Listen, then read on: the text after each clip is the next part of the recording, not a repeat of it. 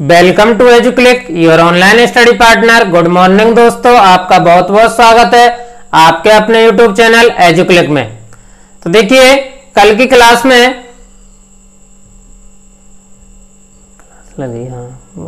पल्लव, तो देखिए कल की क्लास में हमने पल्लव वंश के बारे में पढ़ा था और आज की जो क्लास होगी वो चालुक्य वंश के बारे में होगी।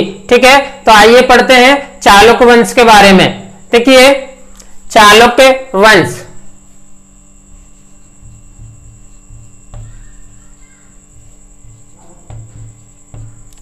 चालुक्य वंश में क्या हुआ था? देखिए जो प्रथम शासक हुआ था चालुक्य वंश का, पुलकेशिन प्रथम। ठीक है, इस पुलकेशिन प्रथम ने क्या किया? अश्वमेध यज्ञ किया था। अश्वमेध यज्ञ किया था। ठीक है भाई, इसके बाद में चालुक्य वंश का चौथा शासक, चौथा शासक हुआ था पुलकेशिन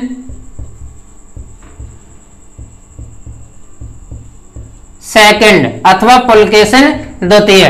ठीक है, पुलकेशिन द्वितीय ने जो राज्यभार संभाला, यानी कि ये शासक बना था, राज्यभार इसने संभाला था, वो 608 ईस्वी में संभाला था। ठीक है, पुलकेशिन द्वितीय का जो राज्य विस्तार था, राज्य विस्तार उत्तर में नर्मदा नदी से लेकर के दक्षिण में कावेरी नदी तक था।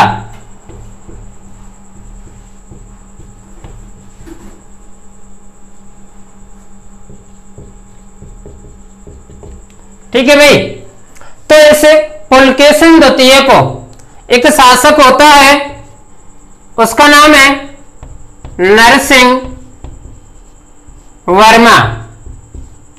ये नरसिंह वर्मा इस पुलकेशिन द्वितीय को हरा देता है। ठीक है, पराजित करता है।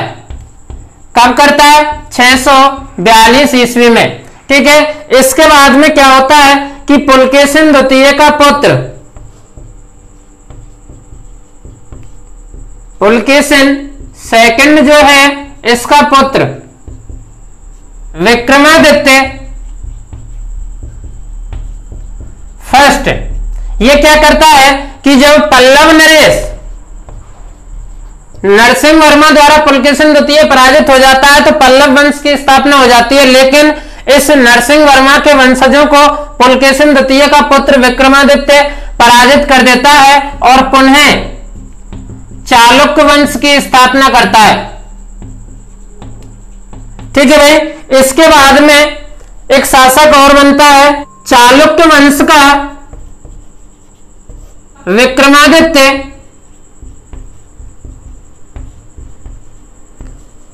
राष्ट्रकूट नरेश को, यानी कि एक राष्ट्रकूट शासक होता है, उसे पराजित कर देता है और अपनी राजधानी कल्याणी को बनाता है,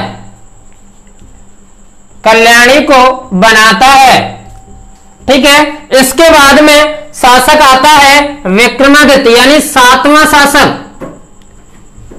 सातवां शासक विक्रमादित्य 6, विक्रमादित्य षष्ठ भी कहा जाता है। यह क्या करता है? इसके दरबार में विल्हण नामक कवि रहता है। ठीक है, क्वेश्चन भी पूछ सकता है कि विल्हण नाम का कवि किस शासक के दरबार में रहता था, तो आंसर क्या होगा? विक्रमादित्य षष्ठ।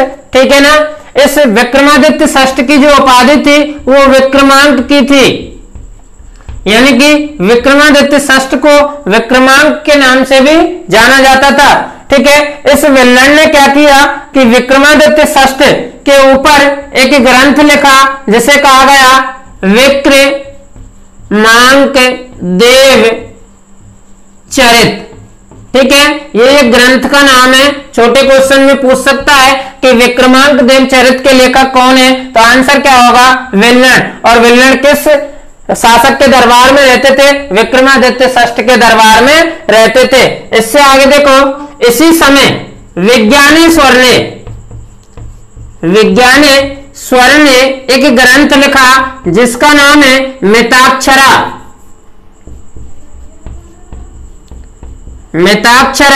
ठीक है भाई, ये मिताक्षरा क्या है, प्रश्न में पूछ लेता है कि मिताक्षरा क्या है। तो देखिए, मिताक्षरा हिंदू कानूनों का एक आधिकारिक ग्रंथ है, आधिकारिक ग्रंथ है। ठीक है, तो ये हुआ अपना चालुक्य वंश। एक बार दोबारा से देख लेते हैं चालुक्य वंश के बारे में कि चालुक्य वंश में प्रथम शासक पुलकेशिन फर्स्ट ने अश्वमेध यज्ञ किया था। ओके, इसके बाद में चालुक्य वंश का जो चौथा शासक हुआ उसका नाम था पुलकेशिन द्वितीय। और इस पुलकेशिन द्वितीय जो था ये चालुक्य वंश का सबसे प्रख्यात शासक था। यानी कि पूछ ले कि चालुक्य वंश का सबसे महान शासक कौन था, तो आंसर क्या होगा, पुलकेशिन द्वितीय। ठीक है, इसने अपना राज्यभार कब संभाला था, 608 ईस्वी में। ओके, इसके बाद क्या हुआ कि इसका जो राज्य विस्तार था, यानी कि इसका क्षेत्र कहां कहां तक फैला था, तो उत्तर में नर्मदा नदी से लेकर के दक्षिण में कावेरी नदी तक इसके राज्य का विस्तार था। हुआ क्या इससे आगे कि एक पल्लव शासक नरसिंह वर्मा हुआ, उस नरसिंह वर्मा ने इस पुलकेशिन द्वितीय को पराजित कर दिया। ठीक है, कब किया था, 642 ईस्वी में। उसके बाद में पुलकेशिन द्वितीय का पुत्र विक्रमादित्य हुआ और उसने चालुक्य वंश को दोबारा से या पुनः स्थापित कर लिया। लेकिन हुआ क्या कि चालुक्य वंश का जो विक्रमादित्य था उसने राष्ट्रकूट शासक को हरा करके और कल्याणी को अपनी क्या बनाया, राजधानी बनाया था। ठीक है, राजधानी बनाया था। इसके बाद में इस वंश का यानी चालुक्य वंश का सातवां शासक हुआ था विक्रमादित्य षष्ठ। ठीक है, विक्रमादित्य छठवां। इसके दरबार में कौन रहता था, विल्लन नाम का कवि रहता था। विक्रमादित्य की जो उपाधि थी वो विक्रमांक की थी। ठीक है, इस विक्रमादित्य के जीवन पर आधारित विल्लन ने कौन सी पुस्तक लिखी, विक्रमांक देव नामक पुस्तक लिखी थी। मैंने अभी बताया छोटे क्वेश्चन में पूछ सकता है विक्रमांक देव चरित पुस्तक के लेखक कौन है, तो आंसर क्या होगा, विल्लन। ठीक है भाई, इसके बाद में इस वंश में विज्ञानेश्वर एक विद्वान हुआ था और इस विज्ञानेश्वर ने याज्ञवल्क्य की स्मृति में मिताक्षरा की रचना की। और ये मिताक्षरा है क्या, हिंदू कानूनों का एक आधिकारिक ग्रंथ माना जाता है मिताक्षरा। ठीक है, तो ये हुआ अपना चालुक्य वंश। इसके आगे हम पढ़ेंगे कि भारत में जो विदेशी जातियां आई उनका आत्मसातीकरण कैसे हुआ, जैसे कि शक, ऊण और कुषाण, तथा उनके आत्मसातीकरण के बारे में। तो यहां तक आपको समझ में आ गया होगा। ठीक है, नोट कर लेना। देखिए, अगला जो हमें पढ़ना है टॉपिक वो है बाह्य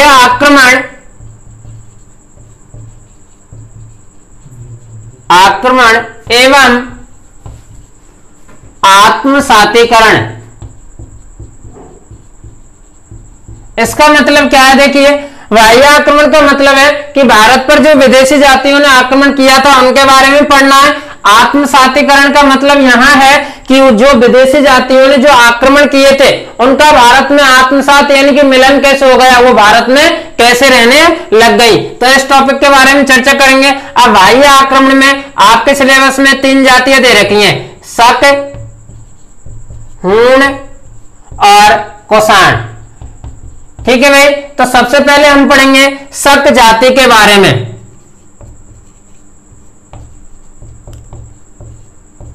देखिए, ये शक जाति कैसे भारत में आई और कब आई थी। देखिए, ये जो शक जाति है ये मध्य एशिया की मध्य एशिया की एक लड़ाकू जनजाति है।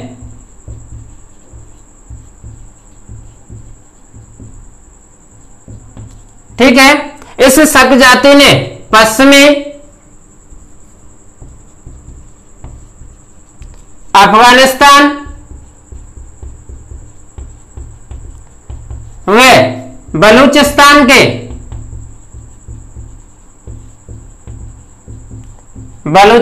के सारे प्रदेश पर अधिकार कर लिया था। ठीक है, इसके बाद क्या हुआ कि ये जो शक जाति थी ये भारत में कब और कैसे आई? तो 71 ईसा पूर्व में ये भारत आए थे। ठीक है, और भारत में ये कहां होकर के आए थे? बोलन दर्रे से ये भारत में आए थे। ठीक है भाई, इसके बाद में शक जाति के बारे में हम पढ़ते हैं कि कालकाचार्य कथानक में भारत पर शकों के आक्रमण का उल्लेख मिलता है।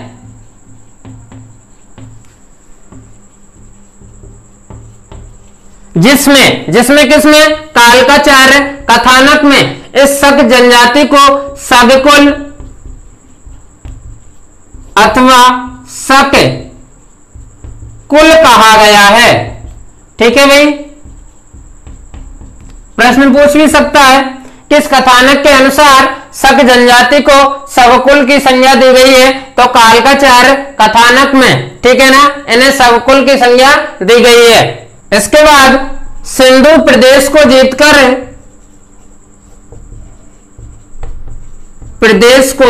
जीतकर इन्होंने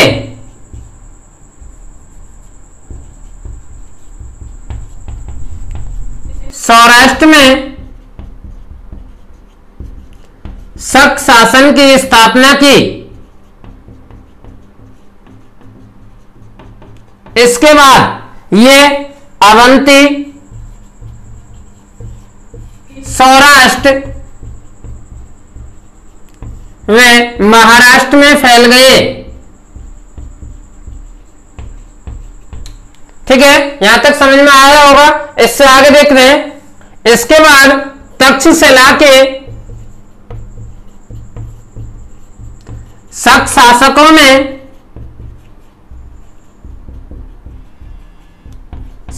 में मावेज तथा एजेज के नाम प्रमुख हैं। देखिए, यहां तक एक बार और समझ लेते हैं कि बाह्य आक्रमण एवं आत्मसातीकरण में शक, हूण और कुषाण ये 3 जनजातियां थी, जिनमें पहली है शक जाति। ये शक जाति मध्य एशिया की लड़ाकू जनजाति थी। ठीक है, और ये पश्चिमी अफगानिस्तान और बलूचिस्तान के सारे प्रदेशों पर अपने अधिकार जमा चुकी थी। शक जो जाति थी वो 71 ईस्वी पूर्व में भारत में आए थे, और कहां होकर के आए थे? बोलन दर्रे होकर के आए थे। इसके बाद कालकाचार्य कथानक में इनका उल्लेख मिलता है कि शकों ने भारत पर आक्रमण किया था। तब इन्हें क्या कहा जाता था? शगकुल कहा जाता था। इन्होंने सिंधु प्रदेश को जीतकर, ठीक है, वहां सौराष्ट्र में शक शासन स्थापित किया था। ठीक है, इसके बाद ये अवंती, सौराष्ट्र और महाराष्ट्र में फैल गए। तक्षशिला में भी शक शासकों का उल्लेख मिलता है, जिनमें मावेज तथा एजेज के नाम प्रमुख हैं। यहां तक नोट कीजिए। इससे आगे देखिए, इससे आगे देखिए, नासिक लेख में गौतमी पुत्र सातकर्णी को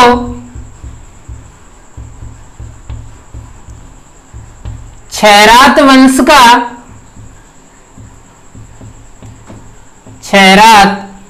का उन्मूलक कहा गया है। ठीक है, इसके बाद में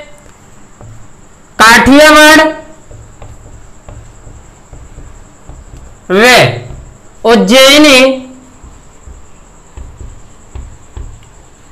के शक शासकों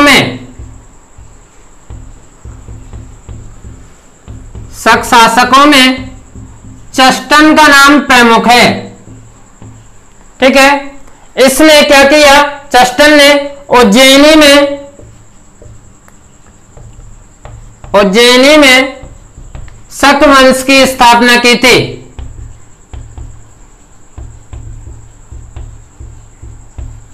इस वंश के शासकों ने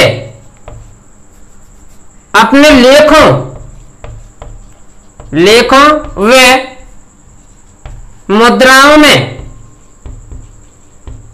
मुद्राओं में शक संवत का प्रयोग किया। ठीक है भाई, इसके बाद देखिए शक जाति में चष्टन का एक पौत्र था, यानी चष्टन का पौत्र रुद्रदमन हुआ था। यह एक महत्वपूर्ण शासक था। इस रुद्रदमन की जानकारी हमने पहले भी पढ़ी थी। इस रुद्रदमन की जानकारी जूनागढ़ अभिलेख से मिलती है।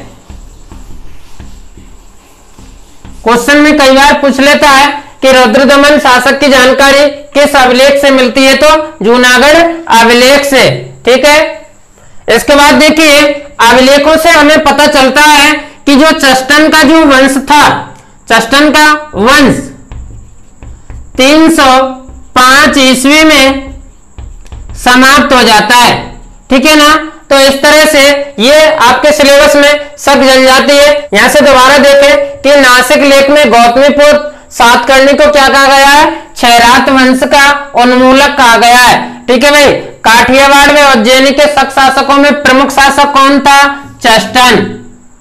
उज्जैनी में शक राजवंश की स्थापना किसने की थी, चष्टन ने।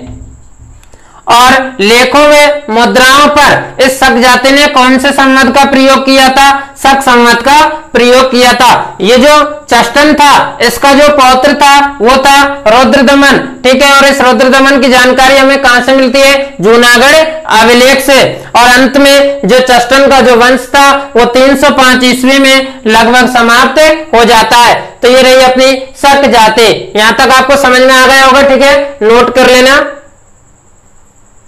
अगली जो जाति है वो है कुषाण। देखिए इन कुषाणों को यूची अथवा तोचेरियन भी कहा जाता है, तोचेरियन भी कहा जाता है। ये जो कुषाण जाति थी ये 5 भागों में बटी हुई थी, 5 भागों में बटी हुई थी।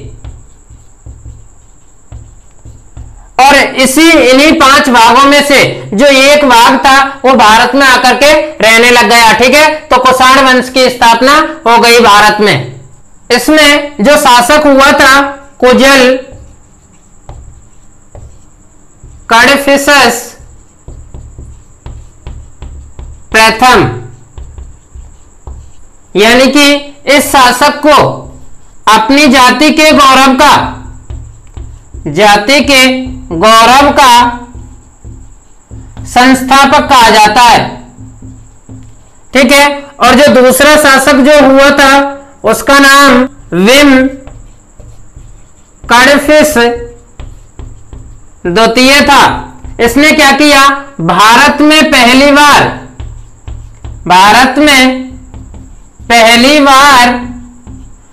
अपने नाम के सिक्के चलाए थे।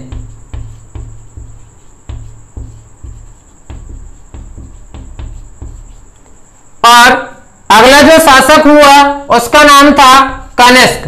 ठीक है, कनिष्क के बारे में हम शुरू से पढ़ेंगे, लेकिन यहां तक देख लीजिए जो कुषाण जाति थी इसे यूची व तोचेरियन भी कहा जाता था। यह कुषाण जनजाति 5 भागों में बटी हुई थी और इनमें से ही जो एक कबीला था वो भारत में आ गया और भारत में कुषाण जाति निवास करने लग गई। शासक कुजुल कडफिसस प्रथम जो था इसे इस जाति के गौरव का संस्थापक माना गया है और विम कडफिस द्वितीय को भारत में पहली बार अपने नाम के सिक्के चलाए जाने के लिए प्रसिद्ध माना जाता है। इसके बाद कुषाण वंश में एक महत्वपूर्ण शासक हुआ था कनिष्क, और कनिष्क के बारे में महत्वपूर्ण प्रश्न भी बनता है, इसे देखते हैं। अब देखिए कुषाण वंश में एक प्रमुख शासक हुआ था कनिष्क, जो कि एग्जाम की दृष्टि से भी महत्वपूर्ण है, ठीक है ना। तो कनिष्क कुषाण वंश के राजाओं में प्रमुख था। इसके समय में कश्मीर के कुंडलवन में आचार्य पार्श्व,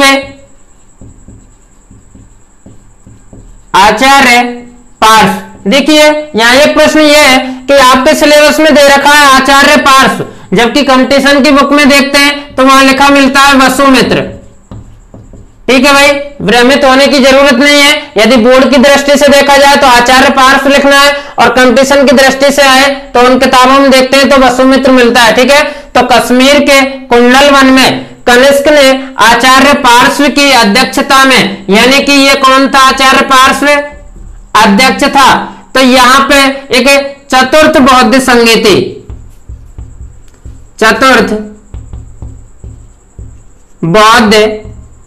संगीति का आयोजन हुआ। मैंने बता दिया कंपटीशन किताब में क्या मिलेगा, वसुमित्र। ठीक है, इसी के समय देखिए कनिष्क ने 78 ईस्वी में एक नया संवत प्रारंभ किया और उसे क्या कहा गया, शक संवत कहा गया। ठीक है, कनिष्क के समय ही अथवा कनिष्क ने कश्मीर में कनिष्कपुर नगर बसाया था।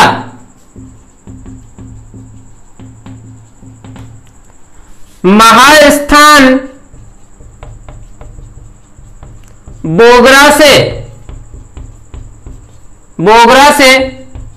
प्राप्त सोने की मुद्रा पर कनिष्क की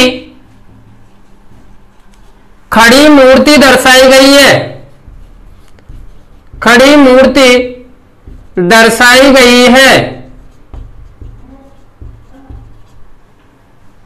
मथुरा जिले में कनिष्क की एक प्रतिमा मिली है, और इस प्रतिमा में क्या है, कनिष्क को घुटने तक चोगा। इसका मतलब है कि घुटने तक का जो वस्त्र होता है वो पहन रखा है, और पैरों में भारी बूट पहन रखे हैं। ठीक है ना। इसके बाद एक तांबे के सिक्के पर कनिष्क को वेदी पर बलि देते हुए दर्शाया गया है। वेदी का मतलब क्या है, हवन कुंड में वेदी पर बलि देते हुए बताया गया है। कहां, तांबे के सिक्के पर। कनिष्क के दरबार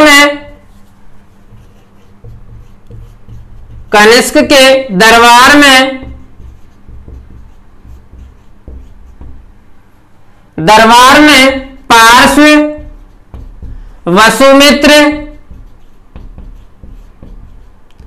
और अश्वघोष जैसे बौद्ध विचारक रहते थे। प्रश्न में पूछ लेता है कि कौन कौन से बौद्ध विचारक कनिष्क के दरबार में रहते थे। तो नंबर 1 पार्श्व, वसुमित्र और अश्वघोष।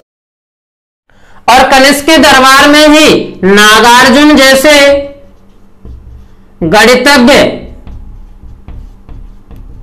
ठीक है, और चरक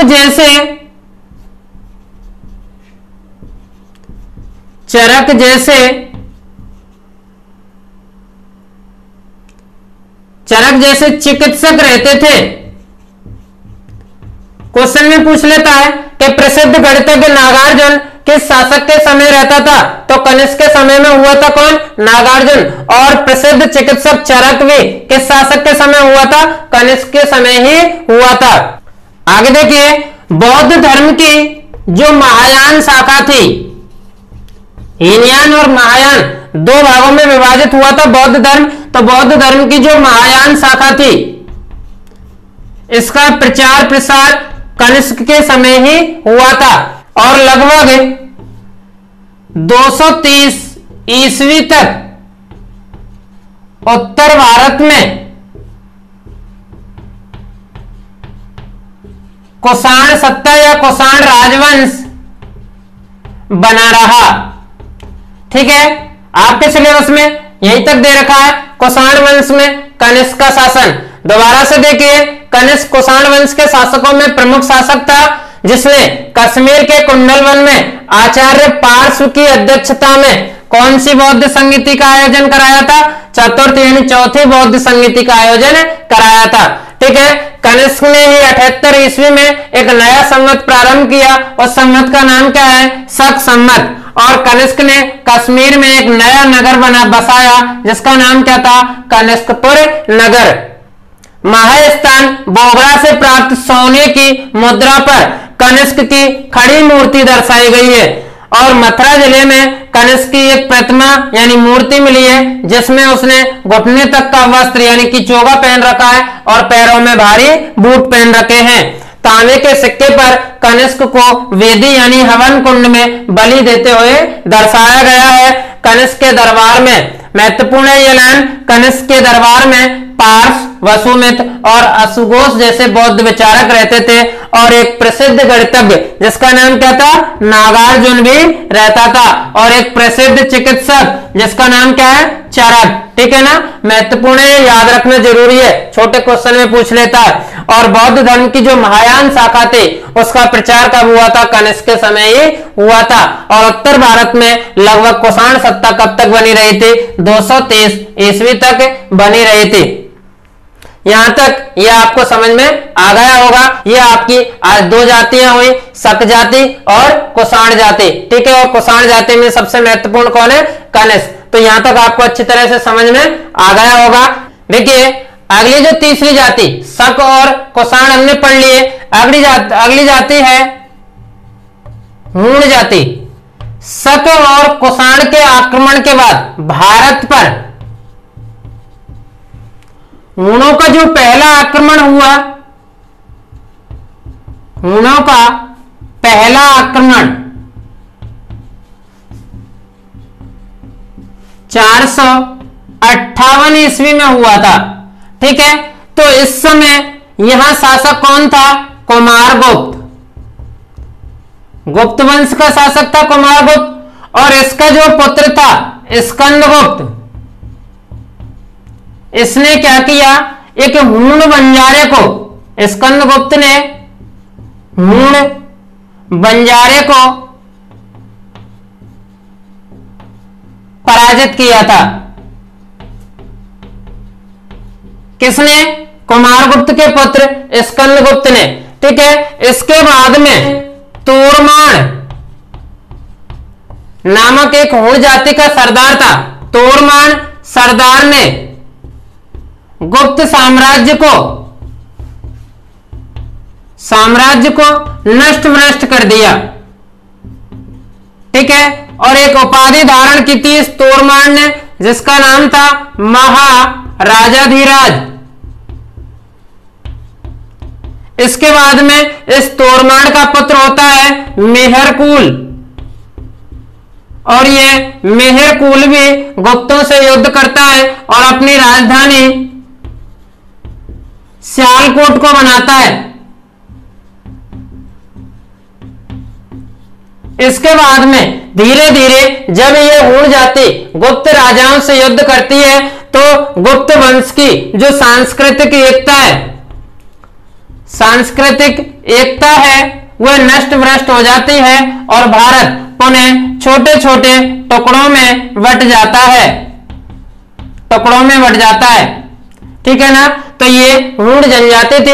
अब दोबारा देखिए कि भारत पर हूणों का पहला आक्रमण कब हुआ था? 458 ईस्वी में। उस समय शासक कौन था? गुप्त वंश का कुमारगुप्त, और इस कुमारगुप्त का पुत्र स्कंदगुप्त, जिसने किसको हराया था? हूण बंजारे को हराया था। लेकिन कुछ समय बाद ये हूण जाति पुनः आक्रमण करती है। उनमें तोरणमार सरदार रहता है जो गुप्त साम्राज्य को क्या कर देता है? नष्ट भ्रष्ट कर देता है और महाराजा धीराज की उपाधि धारण करता है। इसके बाद तोरमाण का पुत्र मेहरकुल शासक बनता है और अपनी राजधानी सियालकोट को बना लेता है। इस तरह हूणों में और गुप्तों में आपस में युद्ध चलते रहते हैं और गुप्तों की जो सांस्कृतिक एकता है वो खत्म हो जाती है और भारत टुकड़ों में बढ़ जाता है। इसके बाद में हमें पढ़ना है इन तीनों जातियों का आत्मसातीकरण। आत्मसातीकरण का मतलब छोटा सा ये कि भारत में क्या हुआ, ये लड़ाकू और विदेशी जातियां थी, ठीक है, लेकिन क्या हुआ, धीरे धीरे ये जातियां भारत में बस गई,